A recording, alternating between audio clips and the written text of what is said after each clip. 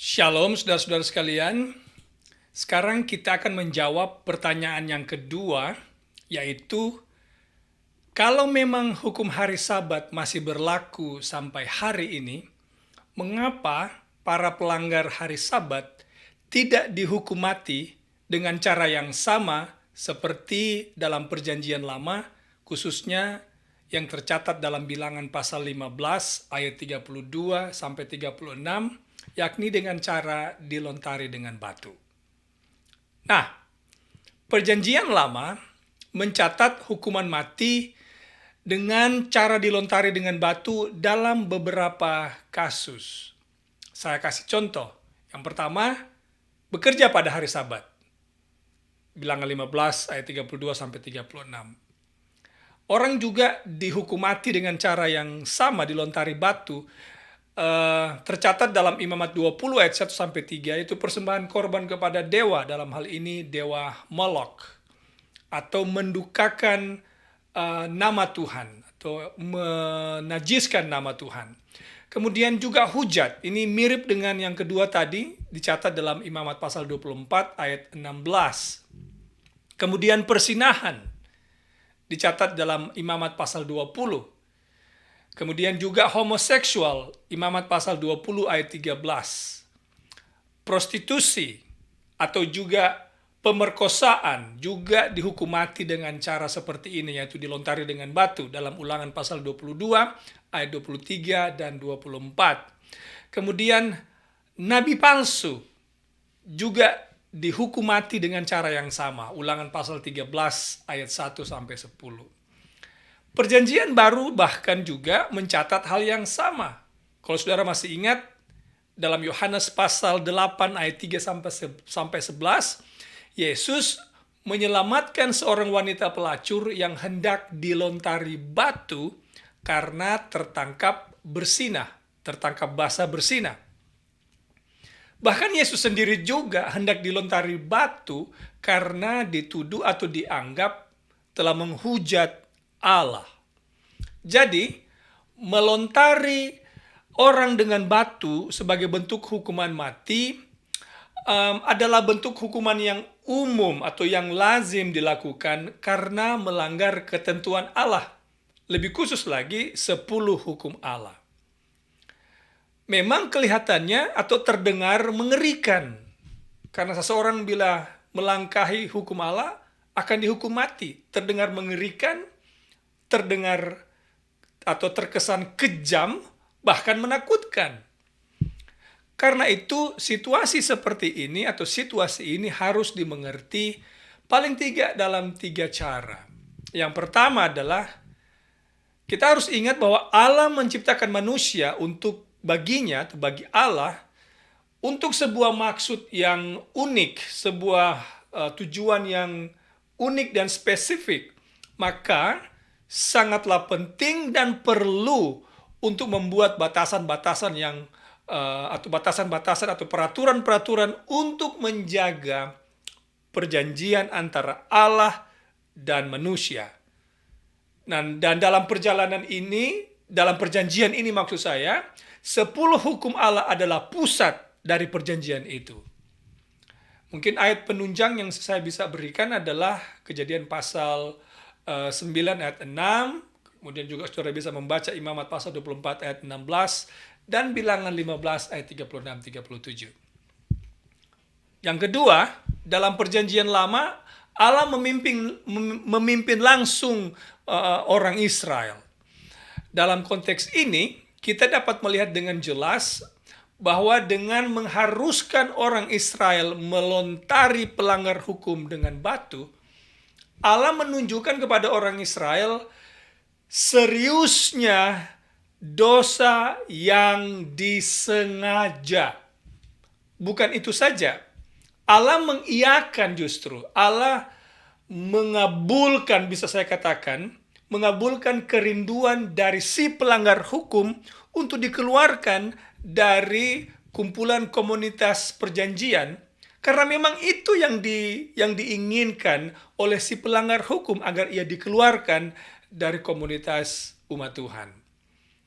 Dan Cara ketiga untuk mengerti situasi ini adalah dengan memahami pentingnya perjanjian Allah dengan Israel serta misi Allah kepada umatnya, maka hukuman mati ini juga adalah salah satu cara mendemonstrasikan karunia Allah dalam memelihara perjanjiannya dengan umatnya.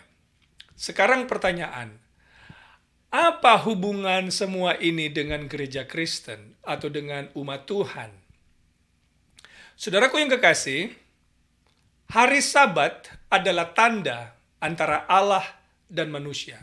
Bahwa Allah adalah pencipta langit dan bumi, berhenti pada hari Sabat. Itulah sebabnya hari Sabat ini adalah hari yang istimewa, karena hari inilah Allah berhenti, berkati, kemudian ia menguduskan. Jadi hari Sabat adalah bukti pengakuan manusia bahwa Allah adalah pencipta. Allah adalah pemilik alam semesta.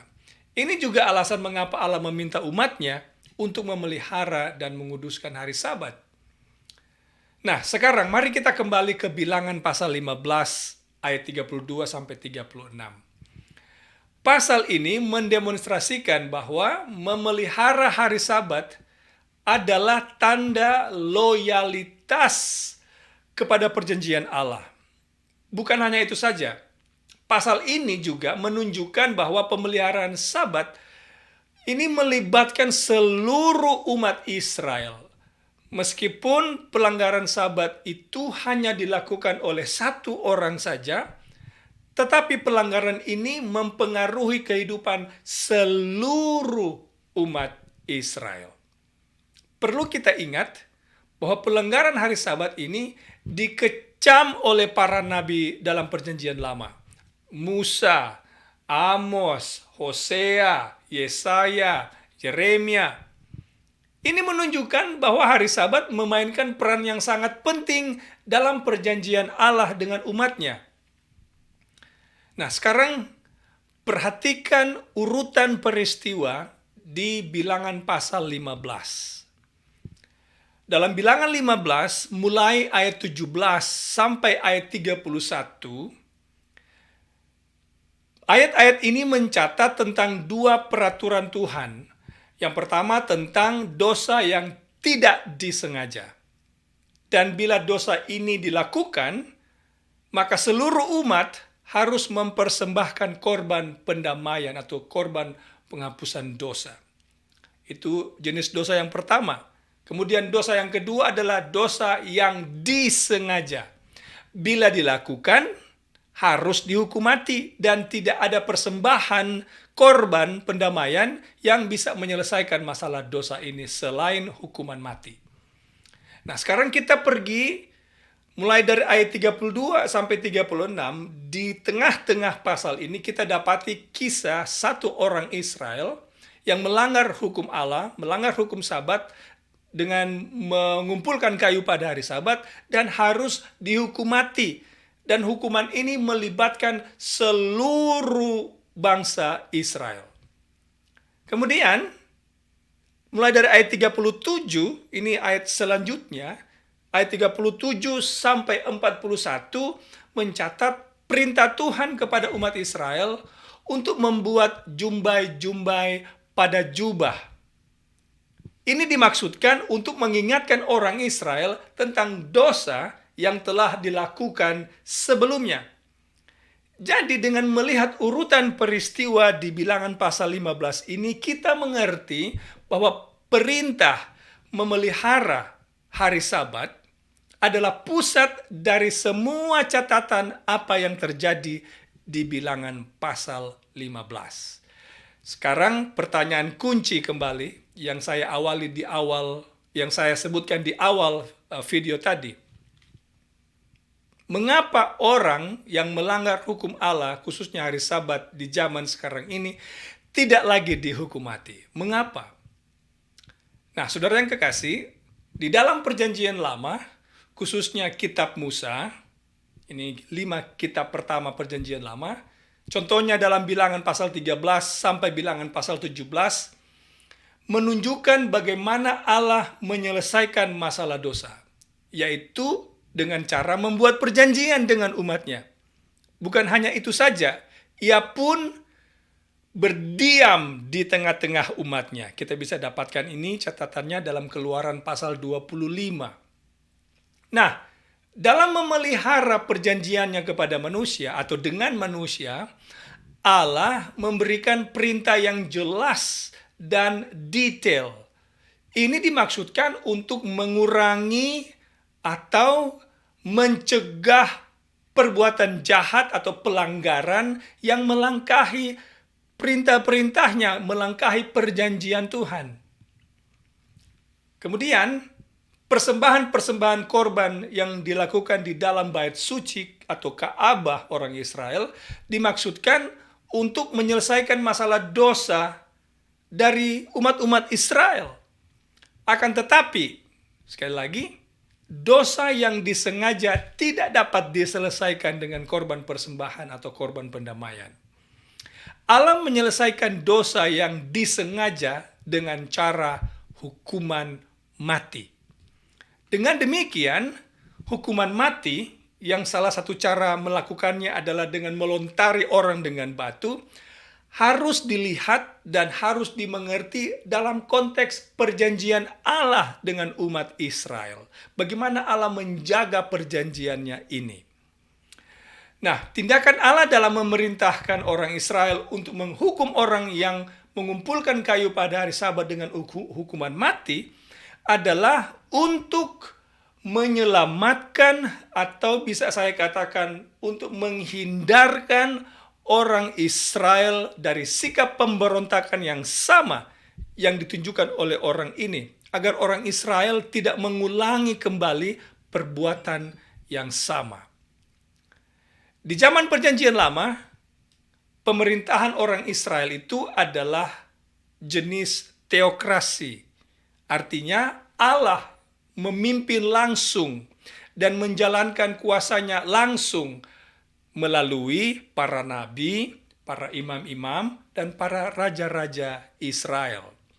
Nah, di dalam sistem seperti ini, tidak ada perbedaan antara kekuasaan agama atau gereja dan kekuasaan sipil. Sama sekali tidak ada perbedaan. Jadi dalam masa ini, semua masalah orang Israel, apakah masalah hukum, masalah politik, masalah sipil, semuanya bersifat religious atau bersifat agama. Di mana 10 hukum Allah adalah hukum dasar dari sistem pemerintahan ini. Kemudian, kehadiran Allah di tengah-tengah umatnya, di tengah-tengah orang Israel, adalah bagian dari perjanjian Allah dalam menguduskan bukan hanya umat Israel saja, tetapi juga menguduskan atau mentahirkan tanah atau negeri atau tanah milik orang Israel. Nah, di dalam konteks inilah hukuman mati itu dimaksudkan untuk memulihkan atau membersihkan bukan hanya umat Israel saja, tetapi juga tanah milik mereka. Saudara bisa dapatkan ini catatannya dalam Bilangan pasal 35, ayat 33 dan 34, juga dalam Ulangan pasal 21 ayat 1 sampai 9. Nah, mari kita teruskan sedikit lagi. Dalam Perjanjian Lama, hukuman mati yang kebanyakan dilakukan dengan cara melontari seseorang dengan batu adalah satu hukuman legal atau legal requirements atau sesuatu yang harus dilakukan yang berlaku di zaman sistem pemerintahan teokratik tadi. Nah, kalau begitu dengan alasan ini, ketika sistem teokratik ini berubah ke sistem yang lain, ini juga dengan demikian ini mengindikasikan bahwa ini sistem hukuman mati tidak lagi berlanjut kepada sistem pemerintahan Israel yang selanjutnya. Karena gambaran ini sangat terlihat jelas pada awal perjalanan gereja Kristen Perjanjian Baru di zaman Yesus, di mana orang Israel bukan lagi berdasarkan Israel lahiriah, tapi Israel rohani yang tidak lagi memiliki batasan politik atau wilayah geografis, melainkan gereja Kristen, siapa yang menerima Kristus, dialah Israel rohani. Sejak zaman Yesus, terjadilah perpisahan antara kekuasaan gereja dan kekuasaan sipil. Meskipun gereja masih tetap memiliki ikatan tanggung jawab terhadap pemerintah sipil. Saya bisa kasih contoh dalam Matius pasal 22 ayat 21 ketika Yesus berkata, "Berilah kepada Kaisar apa yang menjadi milik Kaisar dan berikan kepada Tuhan apa yang menjadi milik Tuhan." Juga dalam Roma pasal 13 ayat 1 sampai 4. Di sana Paulus dengan jelas membedakan antara pemerintahan Allah dan pemerintahan sipil. Nah, perlu kita ingat bahwa bukan berarti karena kita tidak lagi berada pada sistem pemerintahan teokratik, maka umat Kristen saat ini tidak perlu lagi menuruti hukum Tuhan. Jangan lupa Yesus berkata dalam Yohanes 14 ayat 15, "Jikalau kamu mengasihi aku, kamu akan menuruti segala perintahku." Pertanyaan penting kalau begitu. Bagaimana gereja Perjanjian Baru menyelesaikan masalah dosa? Kalau bukan dengan hukuman mati, lalu bagaimana caranya?